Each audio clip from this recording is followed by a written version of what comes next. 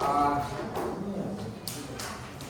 ya vimos que es meningitis, que es encefalitis, ya vimos que qué tipo de bacterias pueden aparecer más, qué virus aparece más, cómo deberías o cómo reconocerías a un paciente con meningitis, con encefalitis, cómo haces el diagnóstico, algunos exámenes que te pueden ayudar, ¿sí? Algunos, otros que son el gold estándar, la prueba de oro, ¿sí? Y ahora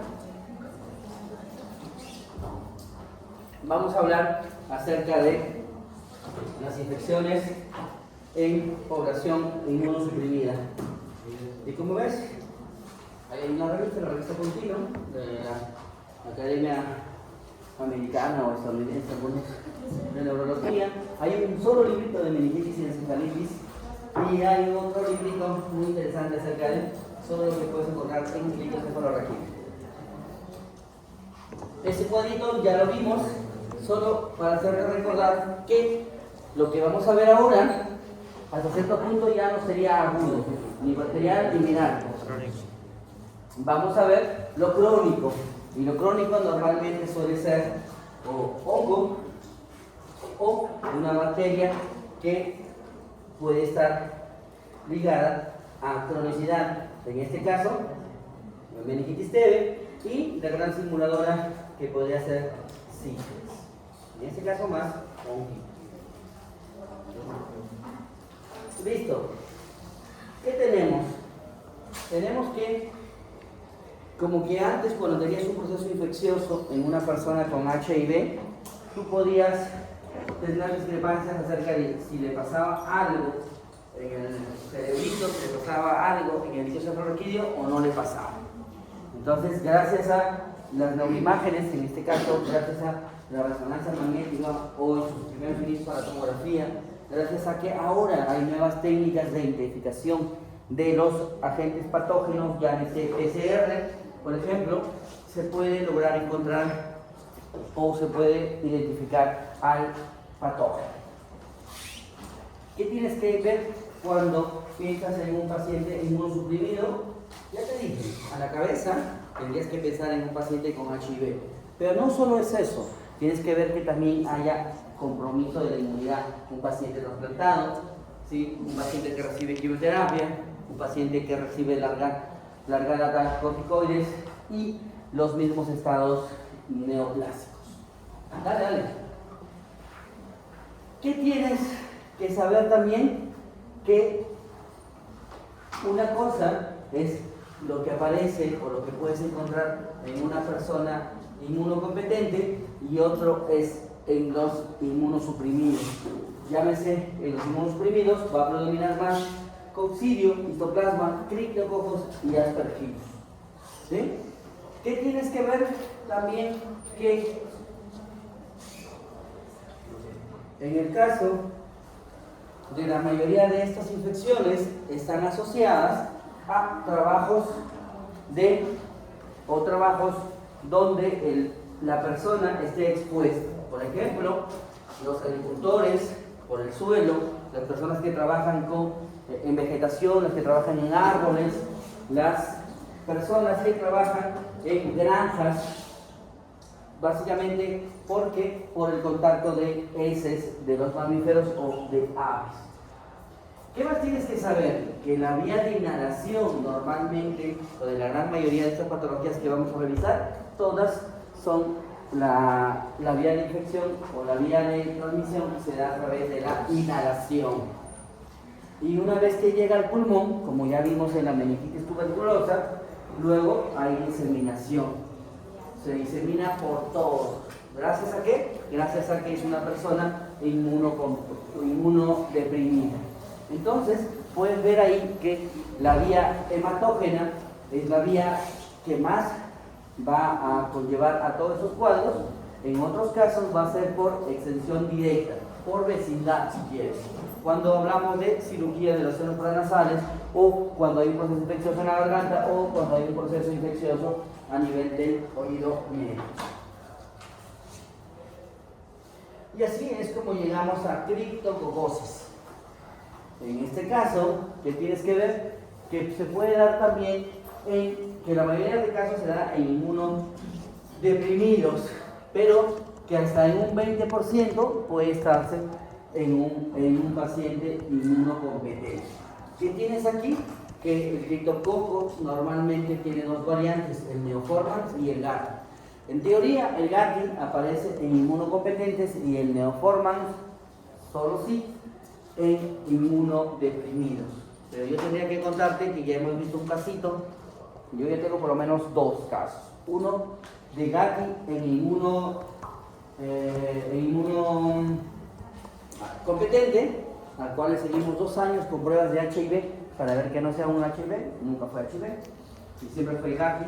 Y en este hospital me tocó ver un paciente con neoformans, te conté la vez pasada, que trabajaba cuidando una granja, que era un hombre solo, 25, 28 años, así como tú, puro, casto e inmaculado.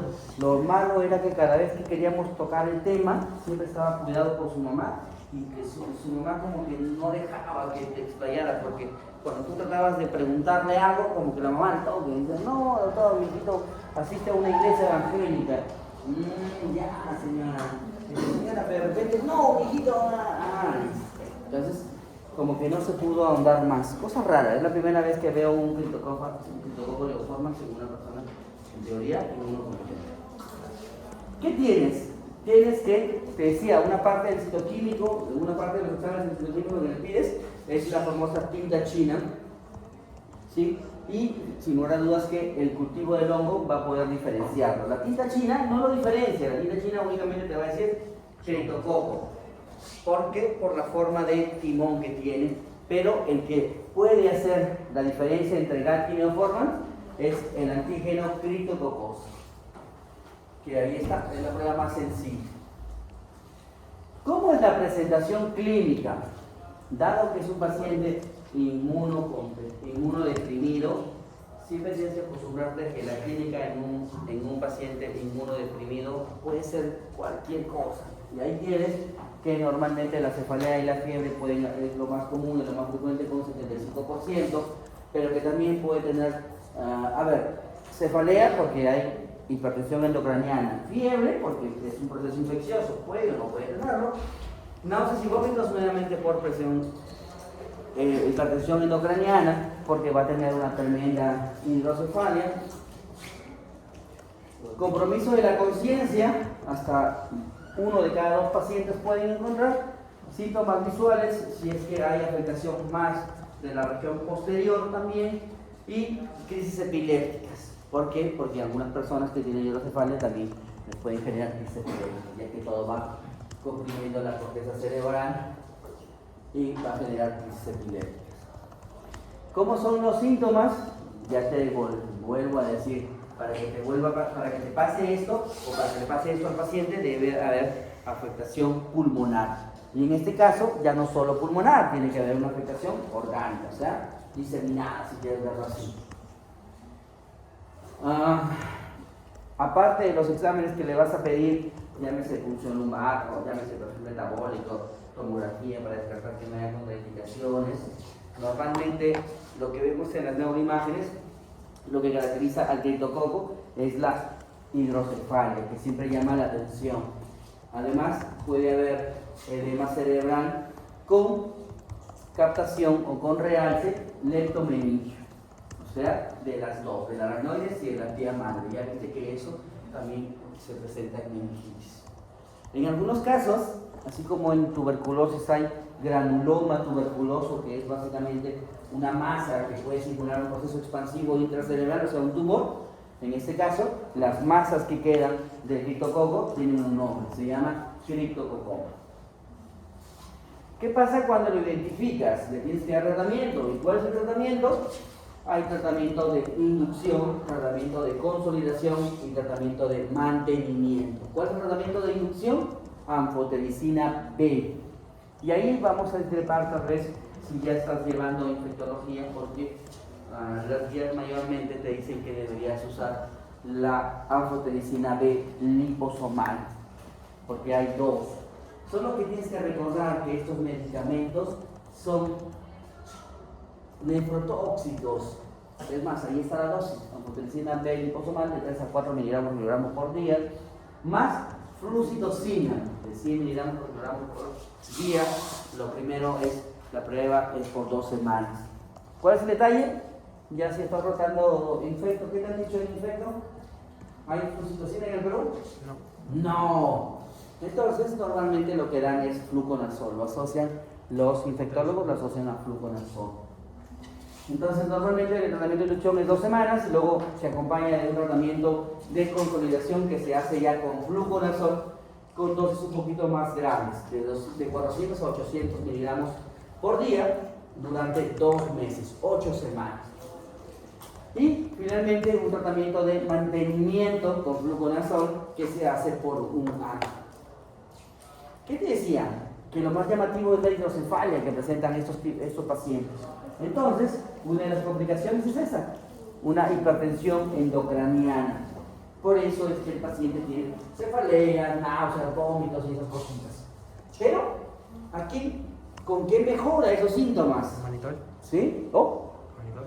¿Con qué mejora? Con punciones lumbares evacuatorias. ¿Sí? Acuérdate de esto, es como cuando vamos a ver hemorragia intracerebral de causa hipertensiva. Si yo te digo hemorragia intracerebral de causa hipertensiva, de etiología hipertensiva, y te pregunto acerca del tratamiento, ¿cuál sería el tratamiento? ¿Lista? ¿La lista?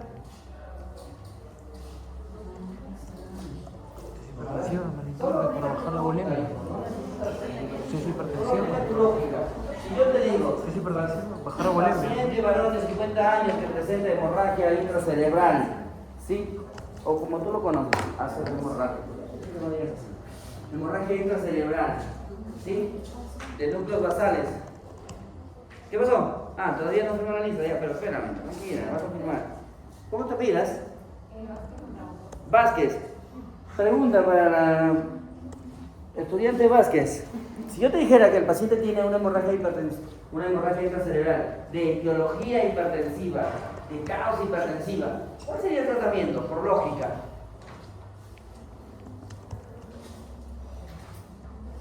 ¿Cuál sería el tratamiento? Por lógica, nada más. Bajar la bulimia con manitol. Controlar la presión arterial, doctor. Si la causa es la hipertensión, hay que controlar la presión y con eso, sí, eso es lo que hay. Controlar la presión y solito el sangrado se tiene que reabsorber. Si no controlas la hipertensión, se va a seguir disparando y va a producir más sangrado. Entonces, en este caso, como el criptococo, ¿sí?, va a generar una hidrocefalia, ¿cuál sería el tratamiento? Drenar ese líquido restante. Entonces, por eso es que te dicen aquí que unas cosas que se hacen, ¿sí?, son punciones lumbares seriadas. ¿Qué significa esto? Tiene molestias, tiene dolor de cabeza, le hago punción lumbar. ¿Sí? Solo que aquí tienes que ir viendo cuánto le puedes sacar de líquido a un paciente. Ya te dije ya, Lancet dice que para un cultivo, para que tú creas que el cultivo realmente es negativo, los cultivos son 6, más 2 mililitros para Gene Expert son 8, más 1 para citoquímico 9, para 1 para BDRL 10. 10 en promedio normalmente le sacamos a una persona, podemos llegar hasta 10. ¿Sí? Pero como es un paciente con HIV, algunos te dicen que puedes darle el doble, 20 a 30. Si me preguntas, yo he sacado hasta 30 mililitros. A una paciente oncológica, sí, con criptococo le sacamos 30. ¿Sí? Y ves que los síntomas mejoran, su cefalea disminuye, las náuseas y vómitos también disminuyen. O sea que es como un tratamiento también. Por favor, pásale la lista a tus compañeros. Pero Sí, vamos. en caso tenga criptococoma, lo siento. En el caso que tenga criptococoma, ahí Igual, el ya no hay pulsión lumbar. Ya no hay pulsión lumbar. ya no hay pulsión lumbar, porque ya hay una masa que puede generar hernia subfaciana, dependiendo de dónde esté. ¿Sí? Y mira, lo que más son. Ah, recuerda, si quieres ver imágenes, ¿sí? Radiopaelia. ¿Sí? El tema que tú quieras, meningitis tuberculosa, la radiopaelia, te van a salir imágenes, es más, te encuentran ahí algunos casos clínicos. Hay varios, pero yo te diría radiopaelia. ¿Sí? Espero que tus compañeros te hayan. Espero que tus compañeros o delegados aquí se lo mandé, un video que dura 20 minutos, creo, menos todavía, del doctor Alonso, donde te explica, donde te va hablando de las neuroimágenes. O sea, te va explicando los planos y te va diciéndote cómo lo reconoces. ¿Sí? Espero que se haya pasado. Y si no, dime. Y ahí mira qué tienes. Tienes que básicamente la mano derecha hidrocefalia. Y si quieres ya ventrículo legal, doctor. Como que me parece que la medida, el índice de Evans, me parece que con ajustes llega a 0.30. Ya tiene ventrículo legal. ¿Y qué ves en las dos primeras imágenes? Por ejemplo, aquí, ¿qué estás viendo? Dilatación del cuarto ventrículo. Miras el cuarto ventrículo, totalmente dilatado. Si tú lo revisas en tomografía normal, te va a salir dilatado. ¿Y qué más estás viendo? Compromiso, ya no alcanzo, compromiso de la base, y ahí que vas a ver que probablemente eso sea pus. ¿Sí? Compromiso de la base. Sigamos. Más imágenes, sí, para que veas que no solo tiene, que el criptococo puede manifestarse de muchas maneras, ¿sí? En un paciente con HIV.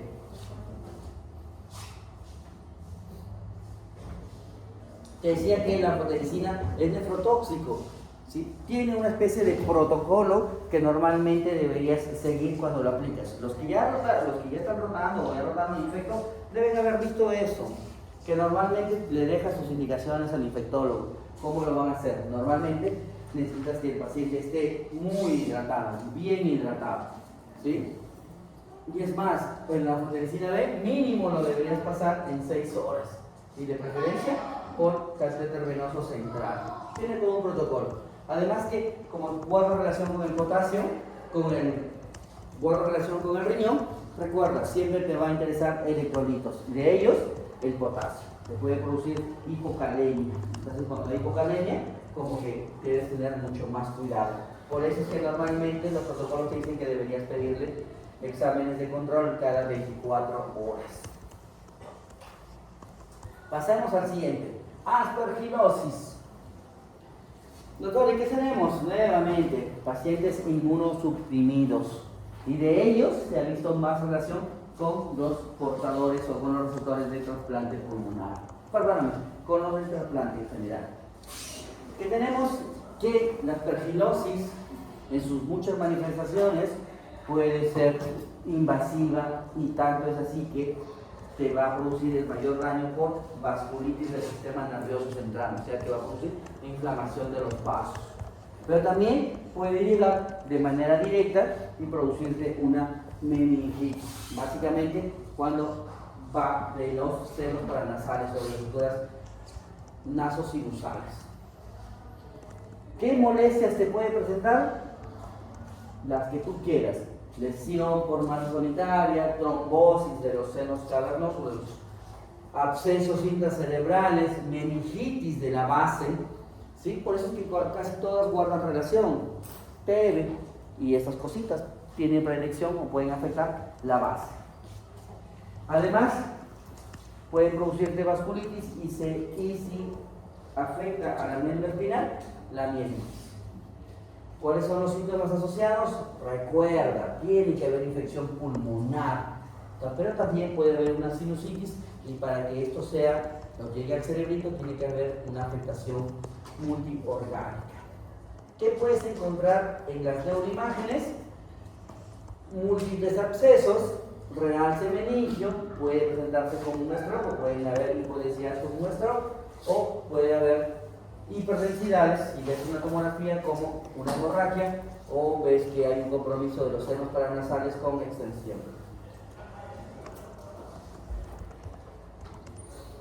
Te cuento que la primera vez que me enfrenté a la aspergilosis no sabía ni cómo funcionaba, ni cómo era, hasta que escuché ese nombre que me pareció raro en 2016, galactomannan. Y ahí entendí que, no sé si te gusta viajar, pero en la famosa cueva de las lechuzas que está en Huánuco o Huancayo, nosotros recibimos a un paciente ya adulto mayor que sus hijos por viaje lo llevaron a las cuevas de las lechuzas. No me acuerdo dónde está, si está en Huancayo o es en Huánuco. El señor ingresó y luego una semana después comenzaron los síntomas: alteración de la conciencia, ¿sí? Y cada vez más iba cayendo el señor, hasta que terminó en UCI.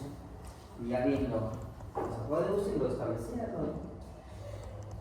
Lo mantuvieron y lo mandaron con nosotros. Y ahí recién la primera vez que conocí y vi que estaba asociado a estas cositas. Y escuché que el mejor examen, la prueba que le debes hacer en el líquido cefalorraquídeo se llama galactomanano. De ahí te dice, galactomanano, si está elevado en el líquido cefalorraquídeo, tiene una sensibilidad de 80%. ¿Cuál es el detalle? El detalle es en darle el tratamiento. Afortunadamente, yo digo que afortunadamente el paciente tenía salud, así que era papá de una enfermera de UCI, así que como tenía salud, dijo, doctor, me va a salir carísimo comprar esas cositas de voriconazol y por aquí y por allá. Así que eso lo llevó al Zaguán. ¿Y cuál es el tratamiento para la leptospirosis?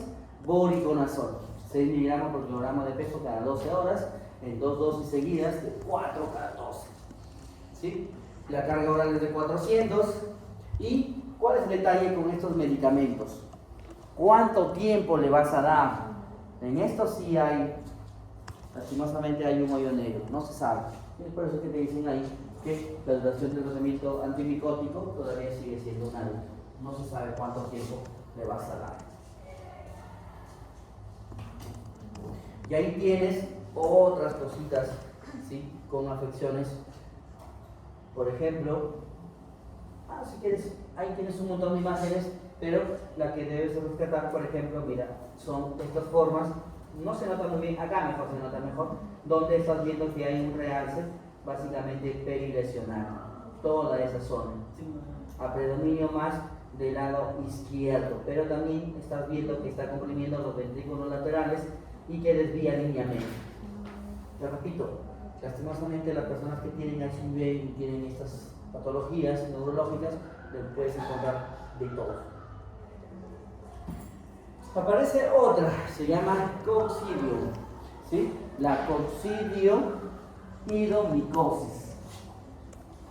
Una vez más, para que te acuerdes que aparece en trabajadores agrícolas y de la construcción, asociado a vasculitis, asociado a abscesos cerebrales, asociado a stroke, y que lo característico del líquido cefalorraquídeo es la presencia de eosinófilos, y que normalmente un cultivo o una biopsia de la lesión van a confirmar esto, que el anticuerpo y el antígeno que encuentres en el líquido cefalorraquídeo básicamente te van a hacer el diagnóstico.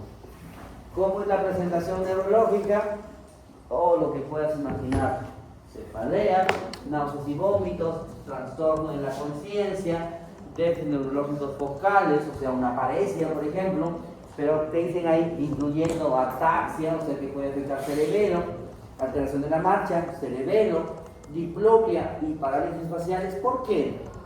Porque afectan a la base, en la base cerebral están los nervios craneales. Puede haber tu famosa rigidez de nuca, ahí está, también sí está tu rigidez de nuca esta vez. Nuevamente, afectación pulmonar, afectación de los ganglios linfáticos y afectación de la piel. ¿Qué puedes encontrar en las imágenes? Hidrocefalia con realce meningio, meningitis e infartos cerebrales. ¿Cuál es el tratamiento? Fluconazol, 400 a 1200 miligramos por día, aunque se puede sustituir con itraconazol, y acá sí te dejan un poquito más certero. ¿Qué te dicen? Tratamiento de por vida. En el otro no sabíamos cuánto tiempo, pero en este sí te dicen, dale de por vida. Ahí está, para que veas que lastimosamente un paciente con HIV se puede llegar a eso. Y ahí está, mira. ¿Qué puedes ver en esta resonancia? Una hipodensidad en esta región insular, en esta región temporal, pero también puedes ver afectación de núcleos basales. Y en la siguiente, básicamente, toda la afectación de la región de la base, la región basilar, la región de las cisternas basales. Y acá más o menos se puso un dibujito del ciclo de coccidio. Otra cosa más, histoplasmosis. ¿Qué tenemos acerca de la histoplasmosis? Que lo particular es que suele acompañar a una enfermedad pulmonar activa, o sea, a una histoplasmosis pulmonar. ¿Quién hace el diagnóstico? Los aplica los anticuerpos del exoplasma, ¿sí? En el líquido suprarraquídeo, la presencia te hace el diagnóstico. ¿Cómo es la presentación clínica? Cefalea, alteración de la conciencia. Como es una infección activa, puedes encontrar un montón de imágenes o un montón de síntomas asociados básicamente a afectación pulmonar. Llámese infección pulmonar aguda con fiebre, escalofríos, opacidades pulmonares, lesiones multiorgánicas, incluidas también en la médula ósea. Y en neuroimágenes puedes encontrar que las imágenes están normales, a veces no, o presencia de granulomas con realce meningio. ¿Qué le vas a dar? Anfotericina B, liposomal, de 5 a 175 miligramos durante 4 o 6 semanas, seguidos nuevamente por itraconazol, por lo menos te dicen un año. Y la última es la candidiasis, que para que esté presente tiene que ser un paciente inmunodeprimido, básicamente neutropénico. Y es la famosa, cuando tú veas la famosa leche cortada, o la candidiasis oral, o mucofaringia, como la quieras llamar. La candidiasis hematógena diseminada te puede producir encefalitis, abscesos y meningitis. Pero también puede ser resultado de una cirugía, y ahí también puedes encontrar que vas a tener afectación. El diagnóstico normalmente se hace con la presencia del 1,3 beta del glucano en el núcleo cefalorraquídeo. La otra forma es el cultivo. ¿Qué le vas a dar de tratamiento? Anfotericina B liposomal. Más o sin flucitocina. Ya sabes que acá no hay. Seguido de fluconazol. Y si este resultado de esta candidiasis sistémica fue el resultado de una infección producto de una cirugía, lastimosamente se tienen que retirar las estructuras o los dispositivos. Esto también lo vas a ver en neurocirugía. Muchas veces se discute mucho si el catéter está infectado y se tiene que retirar.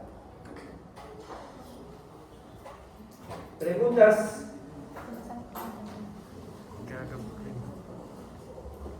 ¿Preguntas?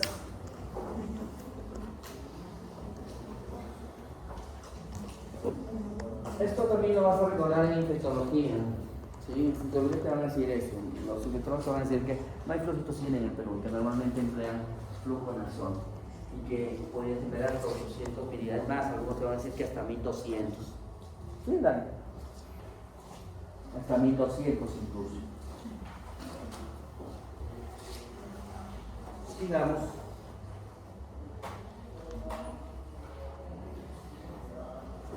Lo que más me gusta preguntar. A ver, seguimos con el paciente con HIV. ¿Qué tienes en un paciente con HIV? Ya viste que puede afectarse, puede tener honguitos, pero lo más común, lo más frecuente que pensamos en un paciente con HIV y afectación del sistema nervioso central es en un parásito que se llama toxoplasmosis o toxoplasma. ¿Sí? Por eso que ahí tienes, que es la infección parasitaria más común del sistema nervioso central. ¿Qué te dicen ahí? Que más o menos 1/3 de la población ya está afectada y tiene la infección latente. Nuevamente, mira, todas estas cositas guardan mucha relación con la inmunidad, igual que con la tuberculosis, con la meningitis tuberculosa. Ya todos tenemos el foco primario, el foco de Gón, simplemente por haber nacido en Perú y a la ciudad de la Unión. ¿Sí? ¿Y qué tienes que saber aquí? Que este parásito, a diferencia del cisticerco, en este parásito, la forma adulta la tiene el gatúbelo y en el hombre la forma intermedia. ¿Sí? básicamente se van a reactivar cuando un paciente tenga un CD4 menor de 100 células por mililitro y que la ingestión de los quistes tisulares o los quistes de toxoplasma gondii en alimentos de nuevo contaminadas, que ya sabes que están asociadas con el gatúbero.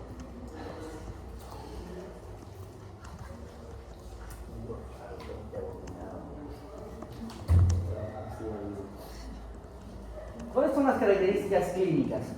¿Qué tienes que ver o qué tienes que pensar cuando veas a un paciente con HIV y el cual tú sospeches que tiene una toxoplasmosis? Básicamente que debería ser una infección subaguda, ¿sí? No va a ser tan aguda. Aguda será una meningitis bacteriana, que también lo puede tener, sí, pero normalmente esta va a ser considerada una infección subaguda. Vas a tener que diferenciar en qué zona está, en la zona cortical, en la zona subcortical. Tiene afectación. Si le gusta más una zona al toxoplasma, sí le gusta más una zona. ¿Cuántas lesiones tiene? ¿El toxoplasma será único? ¿Serán múltiples? Algunos consideran de que deberían haber más de 2 lesiones. Otros dicen que no, que es una lesión única. Yo te podría decir que sí, pues algunos tienen más de una lesión. ¿Dará fiebre? ¿No dará fiebre? ¿Producirá cefalea como el criptococo? ¿Producirá crisis epiléptica? Claro, si las lesiones están en la corteza cerebral, en las células piramidales, va a producir esto. ¿Producirá déficits vocales? Dependiendo dónde se encuentre, ¿sí?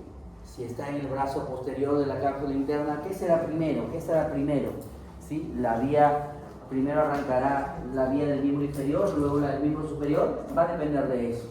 Alterará el nivel de conciencia, el contenido de la conciencia, dará confusión.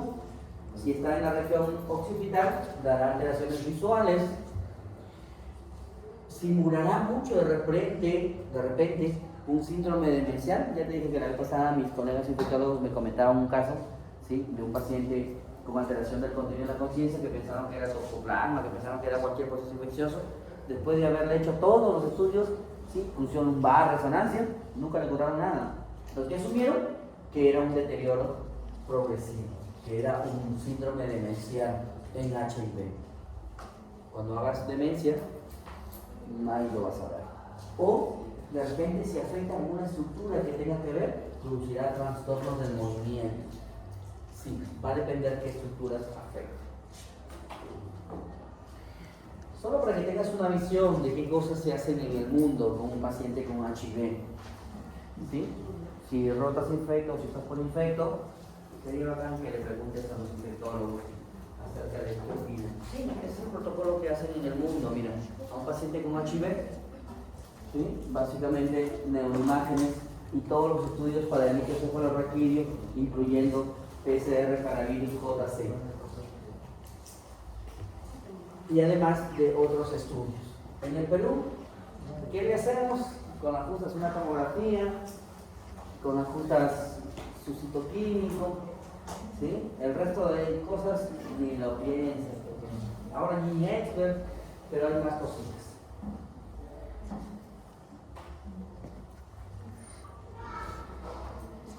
¿Cómo haces el diagnóstico de un paciente con toxoplasma? Tienes varias maneras. Primero, que sea un diagnóstico posible, un diagnóstico probable y un diagnóstico confirmatorio. ¿Cómo sería un diagnóstico posible? Básicamente que tenga un síndrome clínico compatible. Cefalea, déficit motor, fiebre, alteración de la conciencia, todo eso que ya te dije en la primera parte. Lo otro sería identificar una o más lesiones que a ti te parezca que por su localización tenga que ver con el toxoplasma. Otra manera es que sea la presencia de anticuerpos IgG para el toxoplasma en suero y ningún otro síntoma o ningún otro diagnóstico alternativo. ¿Cómo sería un diagnóstico probable? Que a todo esto, ¿sí?, tenga una respuesta radiológica con un tratamiento empírico que normalmente se da por 2 semanas. ¿Cómo sería un diagnóstico confirmado por laboratorio? Básicamente técnicas de PCR donde vas a identificar el ADN del toxoplasma. ¿Y cómo sería un diagnóstico confirmatorio por histología? Que le hagas una biopsia o examen post-mortem y logres identificar, no logres ver en el microscopio. Y ahí tienes las imágenes. Y ahí es lo que siempre te preguntan, ¿sí? ¿Por qué estructura del encéfalo? ¿Lista? La lista. ¿Por qué estructura del encéfalo tiene predilección el toxoplasma? Núcleos basales. El número 4. Núcleos basales y 4. Contreras, Riojas, Carla, Patricia. ¿Dónde estás? Dale. ¿Por qué estructura crees que tiene predilección el toxoplasma?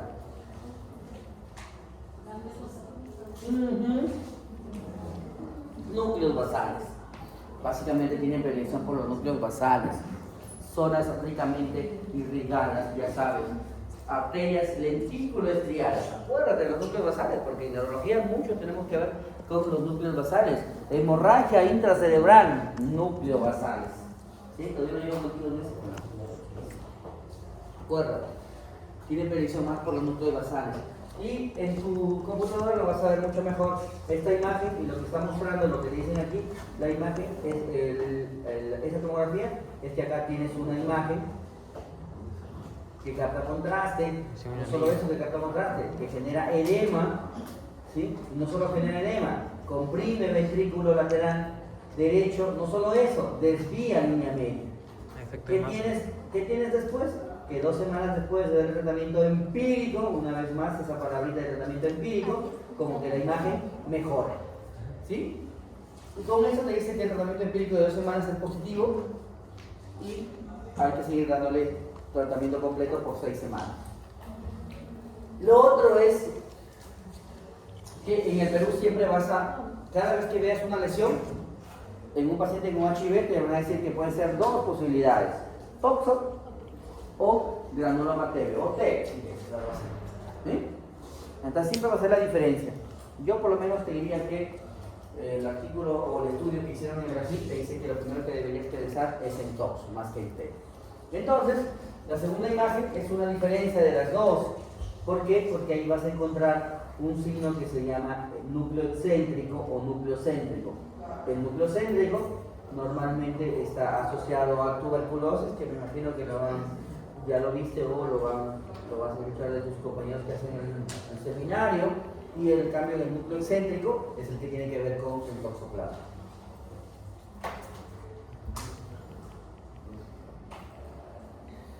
Más imágenes para que veas que una simple tomografía te dice que hay una hipodensidad en los núcleos basales izquierdos, que en la resonancia se puede ver mucho mejor, ¿sí? En el protocolo FLAIR, que genera todo el edema, pero no solo es una, mira, hay un montón en ambos lados. Y cuando haces una resonancia con contraste, ahí está delimitado este parásito. En tu computadora lo vas a ver mucho mejor. Nuevamente te digo, radiopenia para esas cosas. Si ya lo encontraste, si ya viste, ¿sí? ¿Cómo le das el tratamiento? Con pirimetamina más sulfadiazina.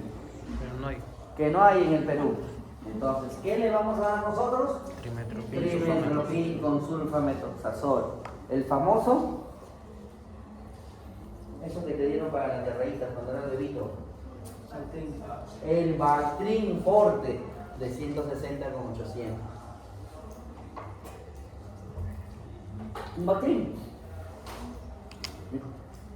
Y justo como que hace unas 2 semanas, ¿sí? Hablaba justo del Bactrim, que antes era el medicamento de elección para todo lo que no pasaba. No pasaba una reita, Bactrim. No pasaba la garganta, Bactrim. Pero que comenzaron a ver que como que algunas personas sí les hacía y otras no les hacían. Y comenzaron a sospechar de que a las que sí les funcionaba era porque probablemente eran pacientes con HIV. Cosas de la medicina, cosas de la historia de la medicina. Pero ¿cómo es la prueba terapéutica? Sulfametazol con trimetropin, 2 tabletas cada 8 horas por 2 semanas, 14 días. Tratamiento empírico. Porque el tratamiento completo, 6 semanas. No te olvides. Y si es alérgico a las sulfas, pide metamina con clindamicina. Y por años se ha discutido nuevamente el uso de corticoides.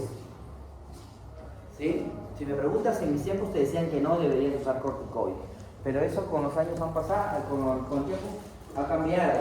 Por eso te digo, 2025. Si tú me dices, a mí me dices que no se usa corticoides en un toxoplasma, no, chichera.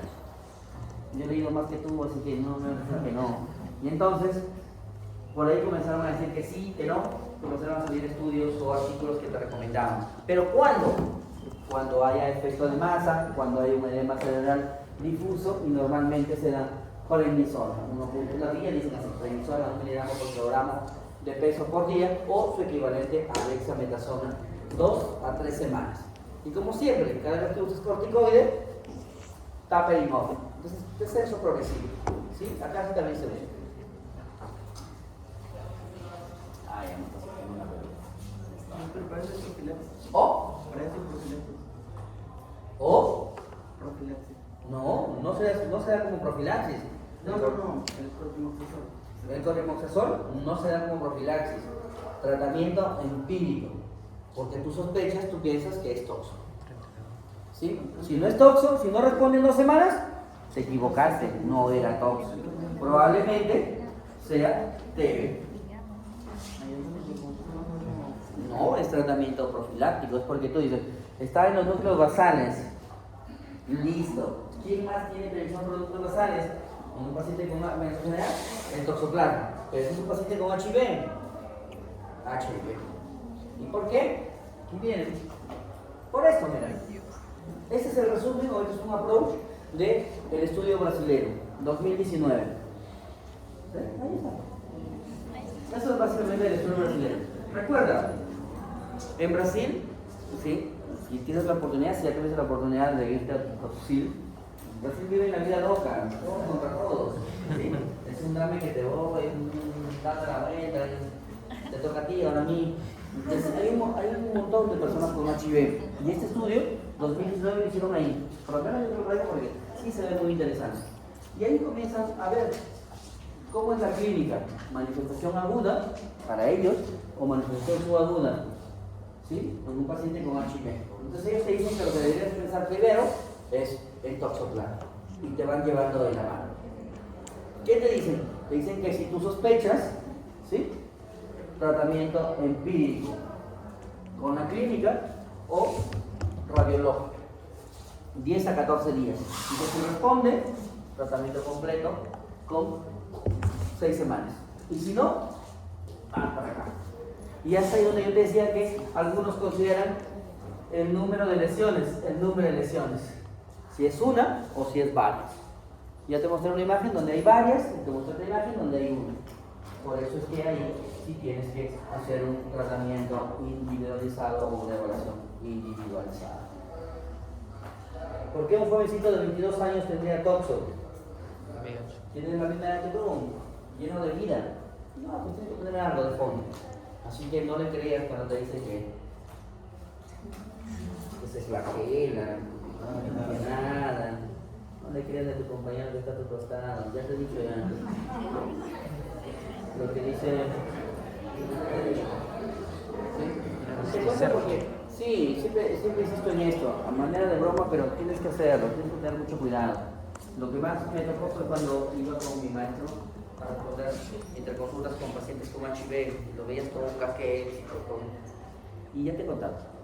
Mi maestro es gay y él solía decirme, si yo no hubiera estudiado medicina, yo sería uno de ellos, lo más seguro. ¿Sí?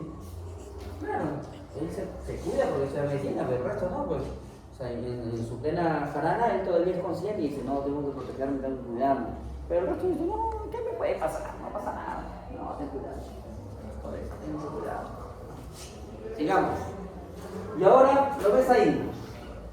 Así, al pobrecito, al chanchillo, al puerco, al cochino.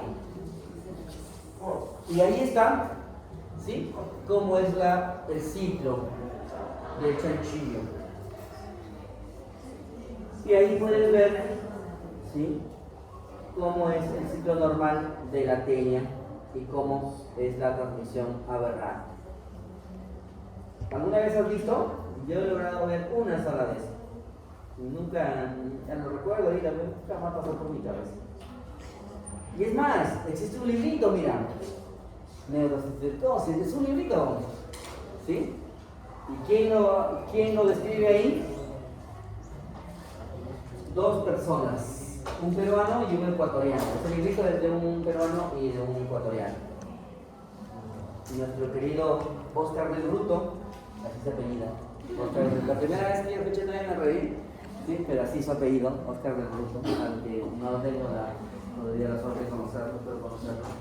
Y el doctor Héctor García, que trabaja en el Instituto Nacional de Ciencias Neurológicas. ¿Por qué? Porque el Perú es campeón en análisis de cosas, pues. Campeón en análisis de cosas.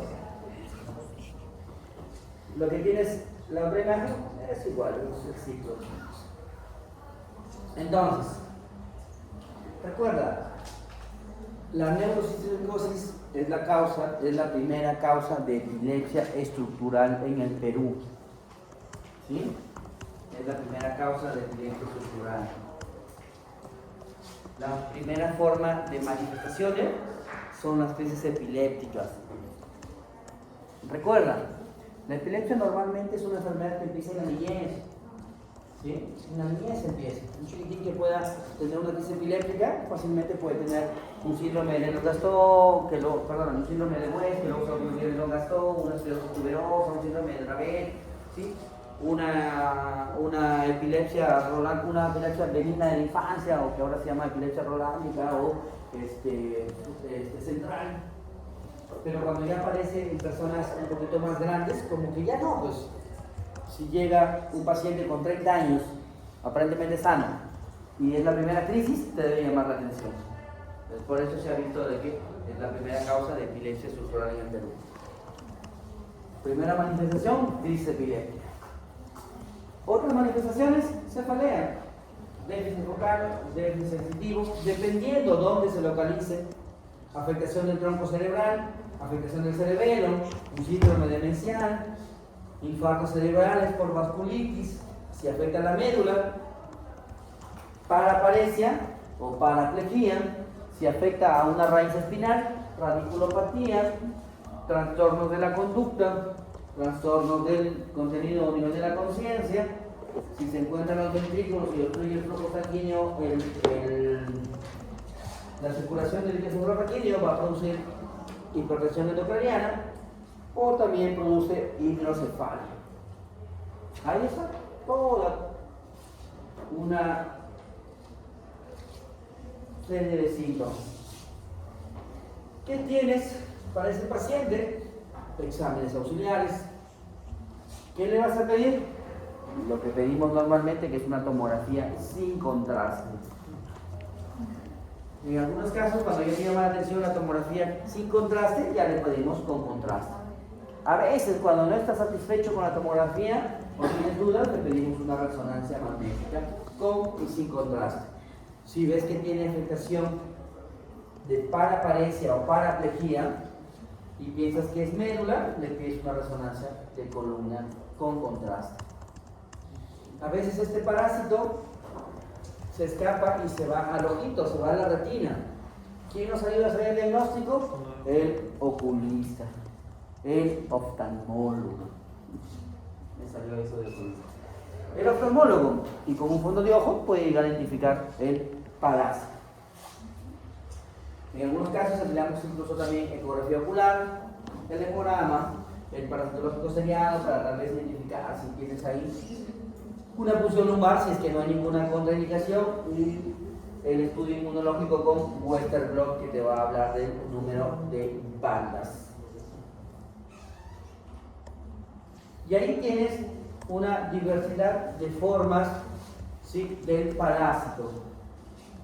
Ahí está. Por ejemplo, en la primera tienes al estadio vesicular. No se nota probablemente en la pantalla, pero en tu computadora la vas a ver mejor y te tienes que enfocar en la última. ¿Por qué? Porque una una forma de diagnóstico definitivo es que muestres que hay un quiste, ¿sí? Que hay un quiste, o sea, en el T1 una lesión, una masa hipointensa, pero que en su interior tenga el X-Colex. ¿Cómo se interpreta eso? Como una hiperintensidad dentro de toda esa hipodensidad. Y lo que está ahí es el X-Colex, es el parásito que te está saludando. En el caso de la imagen B, es una imagen que está en un periodo nódulo granular o de transición, o si quieres verlo así, se está muriendo. ¿Por qué? Porque cuando se muere es donde el parásito comienza a captar el contraste. Ahí está, y el contraste se capta, ¿sí?, en la periferia. Acá se está captando mejor el contraste, pero en la tomografía, que es en la imagen D, lo que ya estás viendo es a muchos parásitos muertos. ¿Por qué? Porque eso es una calcificación. Si seguimos abajo, básicamente lo que tienes ahí son formas racemosas o de la base, igual que en la G.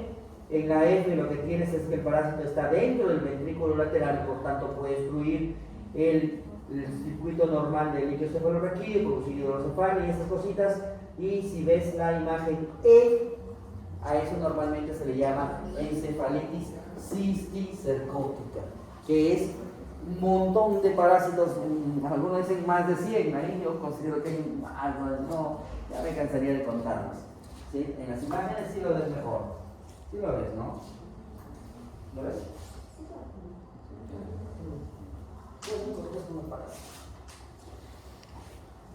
Entonces tienes diversidad de formas y aquí están los criterios diagnósticos y de certeza, pero lo que te debe importar aquí es los primeros, nada más, los criterios absolutos. ¿Cómo es lo primero? Que demuestres pues, que está el parásito. Le haces una biopsia. No seas malo, le vas a tener que abrir con una trepanación. No, mejor tienes la segunda. Le pides al oftalmólogo que lo vea. Por eso le pides fondo de ojo, para que el oftalmólogo vea, ¿sí?, la retina. Lo vea el parásito, se acabó. Ya con eso, ya está. O lo tercero es lo que te dije, que veas un quiste con un X-Colex dentro, ya sea en una tomografía o en una resonancia. Esto tampoco. Aquí, eso es lo que más interesa.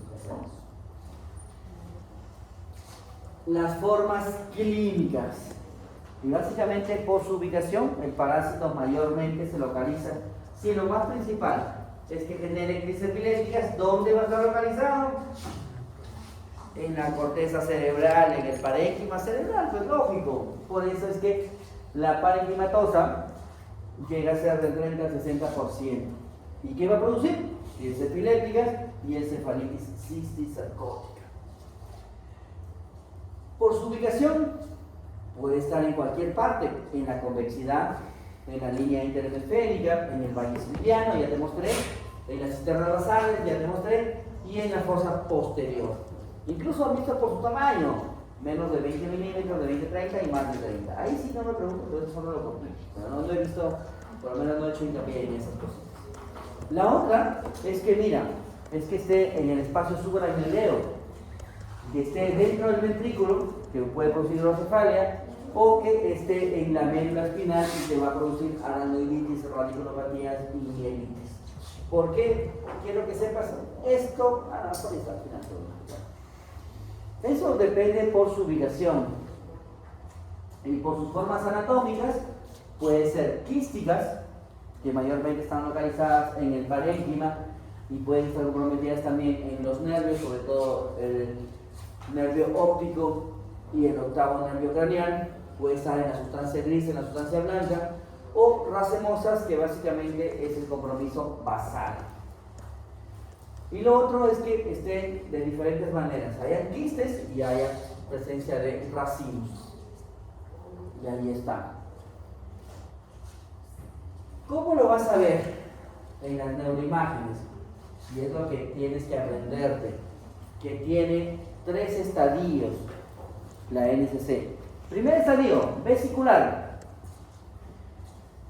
Si te acuerdas, normalmente el parásito ingresa, debe eliminarse por la caquita, pero esta vez no, el parásito atraviesa ¿sí? E ingresan por la sangre y desde ahí llega hasta el cerebrito. En el cerebrito normalmente lo que hace es camuflarse. Entonces sigue el parásito, tiene su esposa, tiene sus hijitos, hace toda su vida normal, estudia todo lo que quieras. Eso es la parte o la fase activa, aguda y vesicular. Por eso es que ahí te dice que puede durar años. Y es un área hipodensa porque es un quiste. Doctor, ¿qué es un quiste? Una bolsa de agua. ¿Cómo se ve en una tomografía? Negro, una bolsa de agua. Por eso es que el ojito se ve negro. ¿Dónde están los muchachos de hoy día? ¿Sí? Ya no me hagas que te repita eso. ¿Ves en una tomografía? El ojito se ve negro porque es agua. Por eso. Era un área hipodensa, circunscrita, redondeada, y vas a ver al parásito. Ahí está el parásito. Y no da ninguna molestia. ¿Por qué? Porque no hay edema y no capta contraste. O sea, la fase vesicular, el parásito está tranquilo, nadie lo molesta. Tú puedes tomarle una tomografía por cualquier cosa y está ahí el parásito. Y no ha producido ninguna molestia. ¿Sí? Listo. Luego que sigue, lastimosamente el parásito ya envejece, como nosotros, 80 años, 90 años, y ya tiene que ir comprando su cajoncito, sus nichos, sus cositas, o lo van a cremar. Entonces, a esa fase, ¿cómo se llama? La fase transicional o coloidal o gránulo nodular. Que básicamente en promedio dicen que puede durar de 3 a 6 meses, que es un quiste en proceso de degeneración. ¿Qué pasa si se muere el parásito? Va a producir inflamación, y la inflamación del parénquima genera la crisis epiléptica. Por eso es que debuta con crisis epiléptica. Fase con mayores manifestaciones clínicas, es un área hipodensa, pero ya hay captación. ¿Sí? Y hay un edema perilesional. Por si no recuerdas, acá te mostré que acá hay una hiperdensidad dentro de, una hiperintensidad dentro de su interior, y acá hay una captación. ¿Sí? Acá también hay una captación y hay un ligero edema perilesional. Y finalmente la fase inactiva, ahí es donde se tienen las manifestaciones, en la fase transicional. Y en la fase inactiva o de nuevo calcificado, básicamente que tienes ahí, ya no es hipodensa. Ahora es hiperdensa. ¿Sí? No hay efecto de masa y no capta contraste. El parásito ya se murió. Solo aquí. No lo han quemado, se ha quedado solito. Ahora, doctor, ¿por qué me interesa saber eso? Y es que... ¿Sí? Sí. Es que normalmente el tratamiento para el parásito, cuando tú encuentras, no se da para casa, no se da en domiciliario, no hagas eso. Yo he encontrado recetas de colegas que han dado tratamiento parasitario para casa, y eso no se hace, porque el paciente, te repito, ¿cuáles son los síntomas? Las crisis epilépticas. ¿Cuándo sucede? Cuando el parásito está muriendo por la inflamación. Si tú le das un medicamento para que muera el parásito, ¿qué le vas a producir? Crisis epiléptica. El paciente puede entrar en estatus epiléptico y se murió, gracias a tu receta. Ten cuidado, ya te estoy diciendo. ¿Sí? Esto de las redes sociales, que por ejemplo, ya van a poner ahí tu sello, la doctora me dejó esto. ¿Sí? Y ya te fregaste, ¿no? Hicieron publicidad sin que lo pagues. Por eso necesito que sepas estas cositas. Además, porque nosotros somos campeones. Y además, porque es lo que se hace en el Perú. Criterio de hospitalización. Recuerda, si tienes en la retina, lo tienes que hospitalizar. Y en caso de la retina, ya te voy diciendo mejor, no sea tratamiento. Nunca sea tratamiento. ¿Sí? Doctor, ¿por qué no sea tratamiento? Porque cuando muere el parásito y genera la inflamación, va a dañar la retina. Lo va a dejar ciego el paciente. Bien por ti. Por eso es que cuando dan tratamiento, entre comillas, se da el venazol al chiquito cada 6 meses, ten cuidado, más eso no puedo hacer. Pacientes con evidencia de forma activa, se tiene que hospitalizar para darle tratamiento de una vez, ¿sí? Para matar al parásito. Y finalmente, pacientes la mayoría de pacientes que son con debut de crisis epiléptica, encefalitis, hipertensión neurocraniana, hidrocefalia o hipertensión o hemorragia intracerebral. De ahí viene tratamiento. ¿Cómo vas a tratar al paciente? Hay dos formas de tratamiento: tratamiento médico y tratamiento quirúrgico. Tratamiento médico: medicamentos, albendazol, praziquantel, fármacos antiepilépticos o fármacos anticrisis. Ahora se llaman anticrisis. Manitol, si hay hipertensión endocraniana. Y nuevamente, corticoides. Ya parecemos reumatólogos, ya, corticoides. Y el tratamiento quirúrgico, derivación ventriculoperitoneal, disfunción, cambio de derivación ventriculoperitoneal. Hay algo que se llama neuronavegación, que me parece que no lo hacen en el Perú, y si no lo hacen en el Morobe, por lo menos hasta cuando me vine todavía no lo hacían. Hay cirugía mínima, hay cirugía estereotáxica y hay cirugía abierta. ¿Quiénes se encargan de eso? Los neurocirujanos. ¿Qué te decimos acerca del tratamiento? Que si tú encuentras uno o dos quistecitos, lo normal es darle albendazol. ¿Cuánto es la dosis del albendazol? Ya sabes que a mí me gusta preguntar dosis, así que ya está de más que te lo vuelvo a decir. Ya sabes que te voy a poner 10, 5, 1.5, ¿sí? 150, así que aprende, ¿no? Y cuando son más de 2 quistes, le das doble antiparasitario. Albendazol 15 miligramos por kilogramo de peso, más praziquantel 50 miligramos por kilogramo de peso. ¿Sí? Solo que el praziquantel, nuevamente, por lo menos si me preguntas, de las veces que he recetado praziquantel, nunca me han traído, o sea, nunca he conocido el praziquantel, ¿sí? En el Perú. Por ahí un colega dice que sí, que una vez vio que había praziquantel. Lo que yo sé es que en Lima sí hay, pero aparentemente solo en las clínicas que hay lo venden solo para sus pacientes, hasta donde sea. Y entonces ahí tienes el albendazol y el praziquantel, dependiendo, 1 o 2 quistes, albendazol, más de 2 quistes, praziquantel. Y ahí está, mira, nuevamente, ¿cómo manejas el corticoide? Doctor, el corticoide le quiero dar el día que hizo el antiparasitario. No, el corticoide se da 1 a 3 días antes de iniciar el tratamiento antiparasitario. ¿Por qué? Porque el parásito va a morir, y nuevamente, inflamación, hijo, lo vas a malograr al paciente. Entonces, normalmente le damos corticoide antes para que el paciente se vaya preparando. ¿Sí? ¿Cuánto le vas a dar?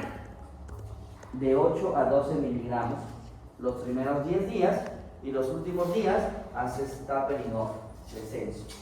Acuérdate cuándo le tienes que hacer descenso y cuándo no. Además, que te voy a preguntar. ¿Sí? Normalmente hasta el día 14, por eso. De 8 a 12.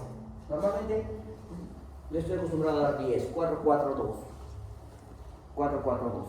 ¿Sí? Y lo otro es, recuerda, el corticoide trata de darlo, según las guías, que dicen que el corticoide tienes que darlo antes de las 5 de la tarde. ¿Y por qué? Alguien ya me lo dijo ya. No sé si fueron ustedes o los otros chicos. Interfiere en la liberación ¿Por qué lo dejo antes de las 5 de la tarde? Porque lo que te dicen es que el corticoide puede interferir con el sueño del paciente. ¿Sí? Recuerda también, ya creo que te he comentado una vez, cuando tú a veces pones corticoide, a los hombres sobre todo, ¿sí? Cuando vas a usar un lejano, a veces no hay nadie que ponga el inyectable, ¿sí? No te queda de otra que poner rótulo. Ten mucho cuidado, sobre todo con niños o con mujeres, básicamente. ¿Por qué? Porque el corticoide te puede producir un pequeño prurito en genitales. ¿Sí? Algunas personas, algunas mujercitas tienen un prurito en los genitales. Y eso pueden pensar de que hiciste algo. Ten cuidado. ¿Qué más? Si ya le das tratamiento antiparasitario, ¿sí? En un paciente que está hospitalizado, ¿qué días crees que debes vigilar? ¿Cuáles serían los días peores? ¿Cuál crees que son los días que los neurólogos, por lo menos a mí cuando era residente, se me hacía así? Sí, decía, no quiero estar acá, ¿para qué le digo? Entre el segundo y el quinto día son los días que tienes que tener control con el paciente, más cuidado. Doctor, ¿y por qué? Porque el parásito está muriendo. Es los días donde más inflamación se va a generar. O sea, son los días en los que fácilmente el paciente podría tener crisis epiléptica. ¿Sí? Ah, ya te vi, Fluker, ya te vi, no te había visto. Ya sé que lo voy a preguntar. Recuerda, no administrar cestosida en encefalitis, o sea que en esos pacientes que tienen más de 100 parásitos, no les deberías dar. ¿Y por qué? Porque si ves la imagen, cuando ves en tu casa la revistas, está tu celular, la revisas, Tiene un montón, o sea, prácticamente todo su cerebrito. Si le puso una inflamación, ahí queda. Y tu sello va a aparecer en el Facebook. Bien ahí. Sí, le voy a dar me gusta. Entonces, no lo debes administrar en encefalitis. Tampoco en las formas subaracnoideas. ¿Por qué, doctor? Por la base, porque están los núcleos basales, porque está el tronco cerebral. Por eso no debes darlo. ¿Cuándo más? Cuando está en el ojito, ya te dije ya, lo vas a dejar ciego al paciente. Y finalmente, nunca te olvides, ¿sí? En la médula espinal. ¿Por qué? Porque corres el riesgo de dejarlo parético o parapléjico. ¿Sí? Sigamos.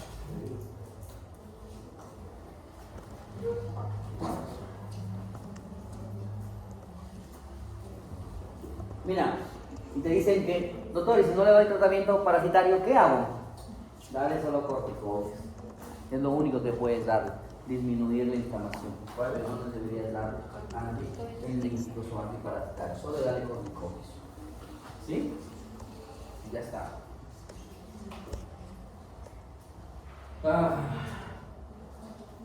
Eso es solo un adelanto de lo que deberían o cómo deberían enseñarte epilepsia.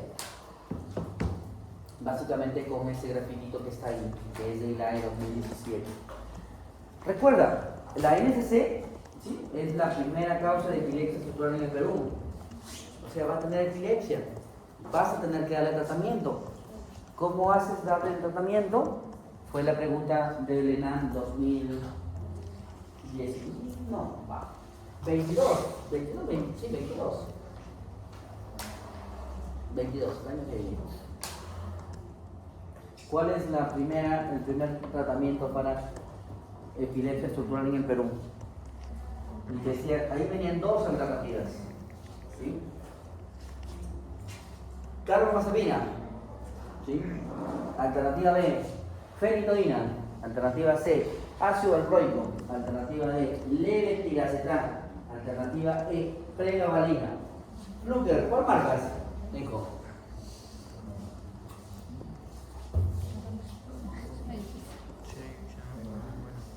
¿Cuál marca es Nico?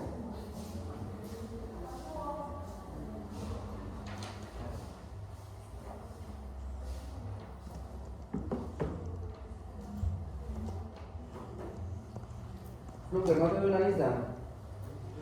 ¿Sí? ¿Qué número? ¿Qué número? Ah, ya. A ver, vamos a hacer una pregunta al número 1.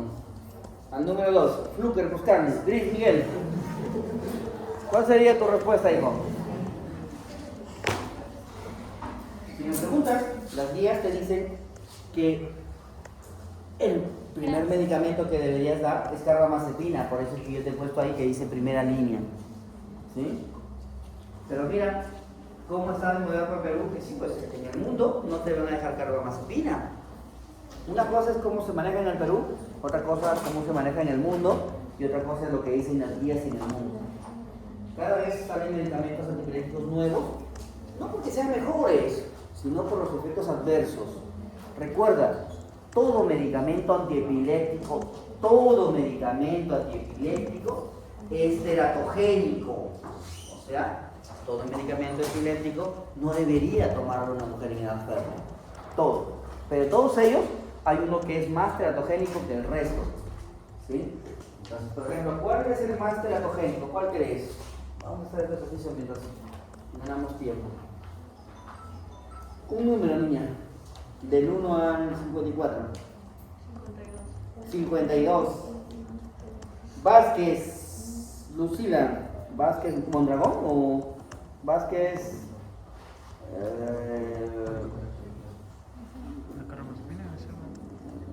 Bueno, te salvaste porque no entiendo tu otro apellido.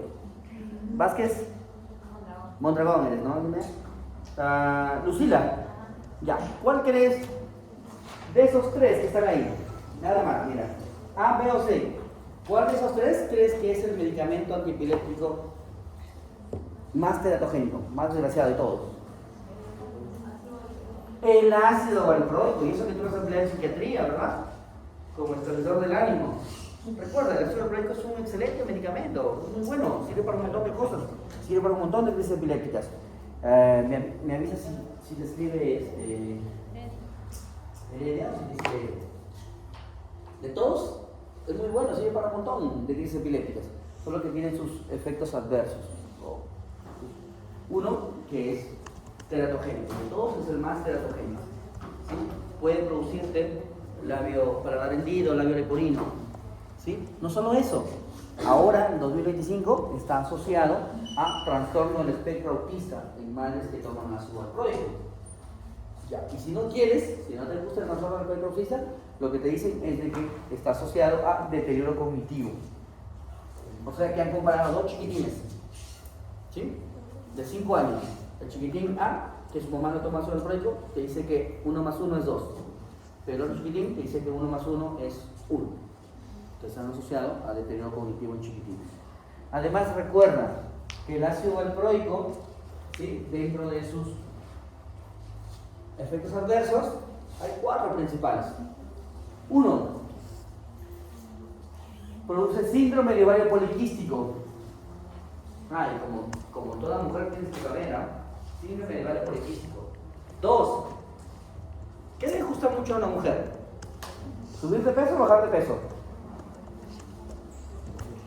No subir de peso. El ácido valproico te puede producir obesidad. Pero esto ya lo sabes, ¿sí? De verdad todo viene en psiquiatría. No, ya no te digo nada, ya lo sabes. Te voy a preguntar acerca de eso. Recuerda, ¿sí? Para eso, esto más va para todos en general, pero más, tú como mujer tienes que saber estas cositas, porque hay muchas jovencitas, muchas mujeres que se van a acercar a ti para preguntarte estas cosas. El ácido valproico produce aumento de peso. 1. 2. ¿Qué le gusta mucho a una mujer? Su cabellera. Entonces el ácido valproico te puede producir alopecia o alopecia. ¿Qué te puede producir? Hirsutismo. Aparece bigote y barba. No vas a tener una mujer con bigote y barba, pues. No seas mala, no le des. Y 4, síndrome de ovario poliquístico. ¿Sí? Esas cositas mínimo tienes que saber. Entonces, como que en el mundo, en el año 2019, agosto por ahí del 2019, se recomendó que trates de no darle a una mujer en edad fuerte. Pero tú ya viste que en psiquiatría lo dan, ¿verdad? Porque también es un buen estabilizador del ánimo, igual que la carbamazepina, igual que la lamotrigina, si lo has visto dar. Sirve para un montón de cosas. Es más, ya te voy anticipando que el ácido valproico también sirve para la migraña, como tratamiento profiláctico, igual que el topiramato, pero el topiramato tampoco. En segundo lugar, el más desgraciado en teratogenicidad es el topiramato.